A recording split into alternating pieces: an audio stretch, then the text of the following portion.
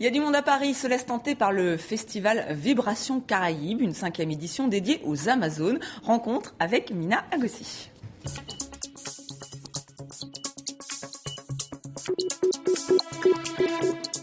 Alors Mina, vous êtes donc à l'affiche de ce festival qui se déroule à Paris jusqu'au 14 novembre. Alors juste on rappelle, s'il y a musique, littérature, cinéma, art visuel, c'est vraiment un festival qui permet d'aller à la rencontre d'artistes, de femmes issues de 3 continents atlantiques, Caraïbes, Afrique, Europe. Et ça tombe bien puisque vous êtes franco-béninoise, donc vous faites un peu le lien entre les trois, les Caraïbes.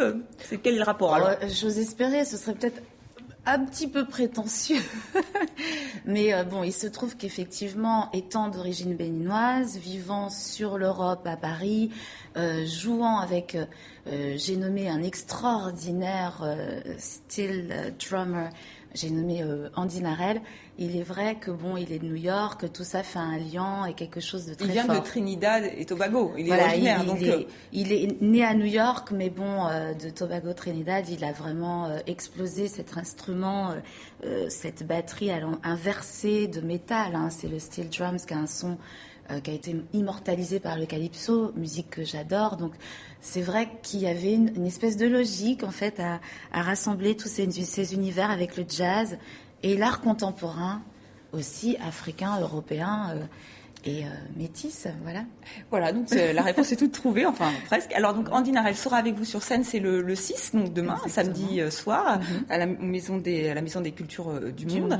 Il est aussi sur votre dernier album, donc avec mon anglais formidable, Just Like a Lady. Exact. On va tout de suite. Alors c'est un dernier album qui est sorti chez Naïve, un label qui est très apprécié en France et qui aime mettre en avant des talents un peu atypiques comme vous. On va tout de suite écouter un extrait. Oh, there's a lull in my life. It's just a void, an empty space when you are not in my embrace. Oh, there's a lull in my life. The moment that you go away, there is no night, there is no day.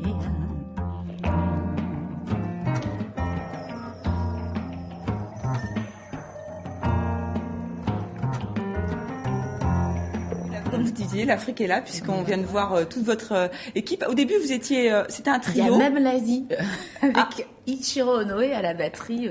Oui, c'est un trio avec Ichiro Onoe à la batterie, Eric Jacot à la contrebasse, qui est de Fontainebleau, hein, donc c'est pas très très exotique pour nous.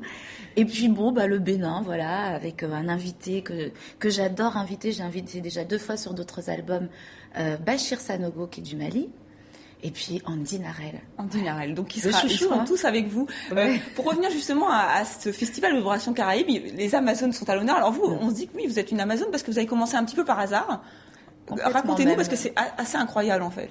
Écoutez, j'étais en langues étrangères appliquées à la fac de Besançon autour des années 90-92, lorsqu'un soir je suis allée écouter un concert dans le bar de l'U. Chaque fac a son petit bar de l'université.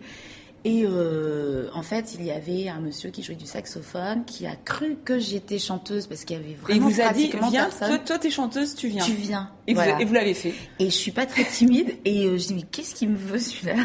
Je lui ai dit 15 fois, je suis pas chanteuse. Il me dit, non, je suis sûre, viens, je veux entendre ta voix. J'ai fait n'importe quoi. Il avait des machines, à l'époque, c'était très rare. En 92... avoir des machines, des boîtes à rythme, il jouait seul avec ces machines. Non, mais ce qui est dingue, c'est qu'après vous avez tenté l'aventure et que vous avez construit votre carrière. Alors beaucoup à l'étranger, pas vraiment en France. Oui. Et vraiment, on parle de vous comme une Björk jazzy. C'est vrai que dans votre dernier album, alors vous pouvez reprendre du Jimi Hendrix, mais aussi du Bobby Lapointe. C'est vraiment très éclectique. En fait, vous aimez piocher un peu partout, chanter ce que vous aimez.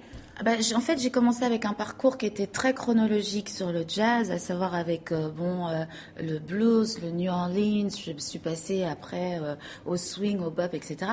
Et quand j'ai un peu digéré toutes les grandes figures musicales j'ai fait mon melting pot, j'avais envie de créer quelque chose qui était sans instrument harmonique. Et c'est vrai que quand on est une femme, qu'on est considérée comme chanteuse et qu'on a envie de composer, là on se trouve confronté à d'autres problème. Il faut être crédible dans un milieu d'hommes. Ils sont très durs avec les gens. Enfin, je rigole, non, mais il y a quand même un truc à prouver que l'homme n'a pas dans le milieu du jazz. Oui, mais moi, je voulais composer. Le grand Archie Shepp a craqué pour vous. Ah, ça a été vraiment, merci Archie. Parce que c'est vrai que ça a donné quelque chose, une valeur un petit peu au travail que je faisais, aussi au niveau composition. À partir de là, quand on est devenu compositeur, qu'on est entre guillemets adoubé par un maître du saxophone qui a quand même révolutionné l'histoire du jazz en free, Archie Shepp, ça fait 10 ans qu'il m'invite régulièrement en tournée avec Tom McClone, etc. Je joue aussi régulièrement avec des Américains depuis des années. Vous avez joué au Blue Note, c'est un club mythique de New York. Donc un prochain projet plus retour aux racines africaines à Minneapolis. Et je rappelle donc le Tchad. Le Tchad. Alors avant le Tchad, donc demain le 6 pour Vibration Caraïbes. Et le Tchad donc le 17 décembre. Le 17 voilà, décembre. Vous qui nous regardez, parce qu'on est énormément regardés en Afrique, donc ne ratez pas Mina Agossi. Merci vraiment d'être venue sur ce plateau pour nous parler donc de votre musique et de votre carrière. Voilà, et donc vous avez dû voir le site de vibrationcaraïbes.com. Donc si vous voulez tout savoir sur ce festival qui dure jusqu'au 14 novembre. Avant